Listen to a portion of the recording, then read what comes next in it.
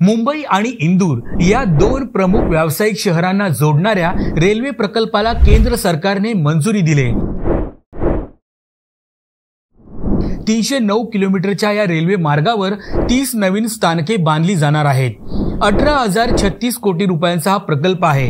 हा नवीन रेल्वे मार्ग प्रकल्प सुमारे 1000 गावं आणि सुमारे 30 लाख लोकसंख्येला जोडेल। 2028 ते 2029 पर्यंत हा प्रकल्प पूर्ण करण्याचं उद्दिष्ट आहे। महाराष्ट्र आणि मध्य प्रदेशच्या 6 जिल्ह्यांचा या रेल्वे प्रकल्पात समावेश आहे। इंदूर आणि मनमाड दरम्यान हा प्रस्तावित रेल्वे मार्ग थेट संपर्क सुविधा प्रदान करेल। त्यासोबतच प्रवासाची गतिशीलताही सुधारेल।